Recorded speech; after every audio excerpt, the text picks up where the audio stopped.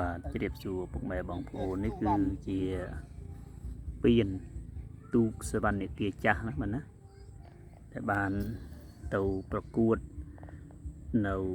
ភ្នំពេញក្នុងឱកាសនៃព្រះរាជពិធីបុណ្យអុំទូកបណ្ដែតប្រទីបអំបុកនិងសំពះប្រខែ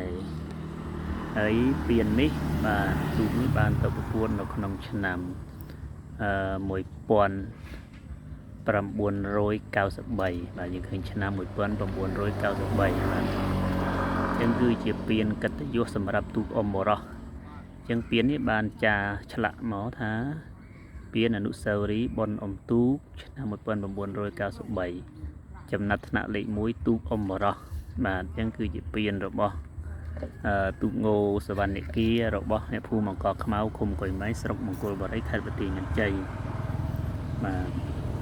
នេះគឺជាពៀនកិត្តិយសហើយពៀនហ្នឹងមាន2របស់សវណ្ណគាប៉ុន្តែបាត់អស់មួយបាទបាត់អស់មួយរូបអត់ទាន់ឃើញទេនៅតែមួយនេះគឺជាកិត្តិយសរបស់ទូកដែលបានចូលរួមក្នុងពិធីបុណ្យអុំទូកតាំងពីឆ្នាំ1993យ៉ាងរហូតដល់ឆ្នាំ2020 25នេះយើងរយៈពេល30ឆ្នាំជាងហើយបាទណារយៈពេល32ឆ្នាំ33ឆ្នាំហើយ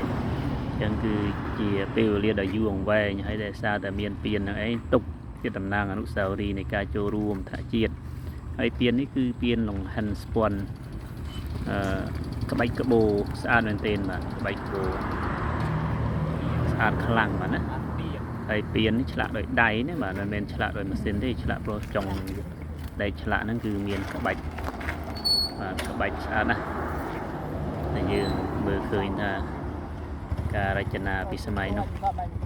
មានក្បាច់រចនាស្អាតមែនទែនបាទនេះក្បាច់ហើយយើងបានឃើញអំពី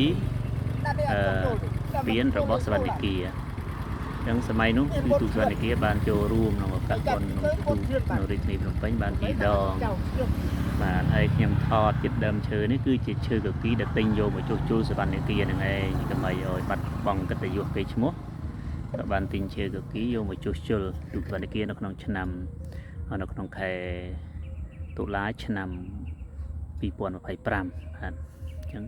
ចាប់ផ្ដើមធ្វើនៅក្នុងថ្ងៃទី14ខែតុលាឆ្នាំ2025នេះយកឈើនេះមកដើម្បីចាប់ផ្ដើមក្រុងពលីធ្វើការជួសជុលទូកមកវិញអញ្ចឹងបងប្អូនយើងបានឃើញពៀនរបស់ទូកចាស់របស់យើងហើយបាត់ខានឃើញយូរឥឡូវយកមកលាងទឹកតែមិញក៏ប្រឡាក់ប្រលុះឥឡូវយកមកលាងទឹកឲ្យស្អាតមកវិញបាទឲ្យស្អាតឲ្យមានសភាពល្អខ្ញុំបាទដែលជាអ្នកស្រឡាញ់ជួយចិត្តទូកងោហើយក៏មានកំណើតនៅភូមិអង្គរខ្មៅគុំកុយម៉ៃស្រុកមង្គលបុរីក៏ចង់ថែរក្សាមរតកដូនតារបស់យើងបាទខ្មែរបាត់បង់ក៏បានទិញឈើយកមកដើម្បីធ្វើការជួសជុលទូកមកវិញហើយក៏ស្រាវជ្រាវរកពៀនបាទបានឃើញមកវិញហើយស្រាវជ្រាវរកមកក៏ឃើញមកវិញអញ្ចឹងអរគុណបងប្អូនយើងបាទ